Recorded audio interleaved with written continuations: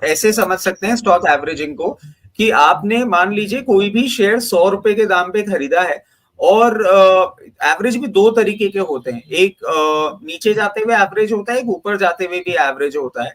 और ये कैसे होता है मैं आपको बता देता हूँ कि नीचे जाते हुए एवरेज तब होता है जब प्राइस करेक्ट कर जाती है ना। अगर आपने कोई शेयर अगर 100 रुपीज के दाम में खरीदा है तो आपका एक कन्विक्शन था, आपका एक थॉट प्रोसेस था उसके पीछे, आपको उसके फाइनेंशियल्स, उसका प्रमोटर ग्रुप, उसका टेक्निकल चार्ट पैटर्न जो भी है अच्छा लग रहा था।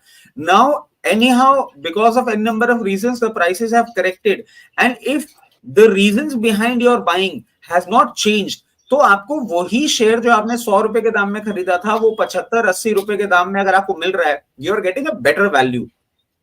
आपको मान लीजिए कि आप एक पैंट 100 रुपए का खरीदने जा रहे थे और वही 75 रुपीज में अगर आपको मिल रहा है तो you will buy into it, of course you will buy into it. Similarly जब स्टॉक करेक्ट करता है तो हम जब एक डिसेंट 25-30-35% करेक्शन हो जाता है तो वहां पे एवरेज करते हैं क्योंकि सेम स्टॉक हमें ज्यादा अट्रैक्टिव वैल्यूएशन पे मिल रहा है।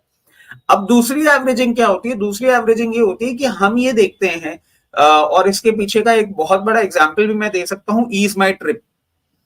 ईज माई ट्रिप एक मील का वो पत्थर बना हुआ है जो आप देखे मार्केट कहीं भी चला जाए उसको कोई फर्क नहीं पड़ रहा है, वो वहीं बैठा हुआ है, उसमें कुछ नहीं हो रहा है। और मैं बार बार क्या बोल रहा हूँ, ईज माई ट्रिप में मूवमेंट तब आएगा जब ये 58 के लेवल्स के ऊपर जाएगा।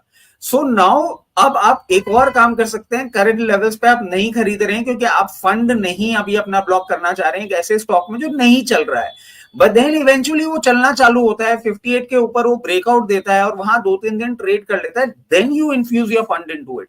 Now this is a different approach to average, but तब आप फंड डिप्लॉय करते हैं क्योंकि आपको आने वाले समय में उसमें एक और ज्यादा मूवमेंट दिख रहा है।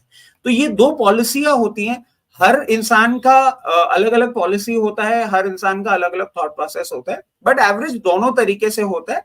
कुछ हम ब्रेकआउट के बाद करते हैं, कुछ हम जब नीचे आता है तब करते हैं। तो ये जो एक पॉलिसी है to buy into the same stock जो आपके पास ऑलरेडी है, उसे हम एवरेजिंग का नाम देते हैं।